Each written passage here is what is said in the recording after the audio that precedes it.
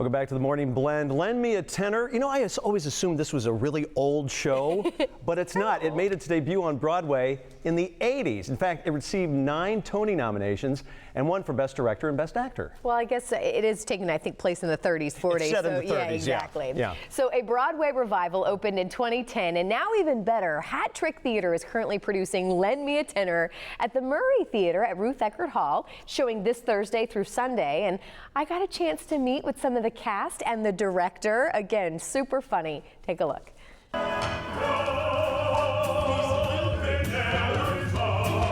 Well, good morning from Ruth Eckerd Hall. We're inside the Murray Theater where they are rehearsing and continuing to put on the production of Lend Me a Tenor, which I hear is absolutely hilarious. We have Jack here, who is the director, and then 2 of the actors, Brianna and Jamie. Yes. So guys, I've heard such wonderful things. We'll start with you, the director. You have the big job of putting this together. So from what I understand, take us back. This kind of started in the 80s, this fantastic story. Back in the 30s, though. Yes. People still loving this story today as much as they have over the past decades. Absolutely. The play was originally written in the 80s by Ken Ludwig, and it's still one of the most popular produced farces to this day. Originally, the play itself is set in the 1930s, and just recently I found out there is going to be, this is incredibly exciting, there's going to be a sequel. Ken Ludwig is writing a sequel to this, so he's taking it to the next level. There was a musical released of this 3 years ago, so this play is just, it's so funny that it keeps finding a way to keep going and being produced, and it's a delight. So it's a show about kind of mistaken identity. Who's the best person to kind of give us the best nutshell of what this is and what the storyline is? Who wants to? Oh. He's the one stuck in the mistaken. This is true. I play Max, who is the assistant to one of the producers of this of Otello, which is an opera, and they are bringing in a famous opera singer named Tito Morelli, who falls ill during the production, and I have to go on for him. So I get in his costume and I dress up as Tito Morelli and I go on to perform Otello as Tito. Tito is around still, and people think that I'm Tito, and it gets real crazy and real convoluted. It's a bad day that turns into a bad night that just keeps going and going and going. It's Max's worst day. That's really what it is. But it makes it so fun for everybody watching. What is your favorite part about this, Brianna, and kind of what makes this story so compelling? Well, I think what makes this story so compelling and what makes any farce so compelling is how absurd the situation is, but the characters in it are deadly serious about everything that's happening. The play is outrageously funny, but it is literally the worst day of Max's life.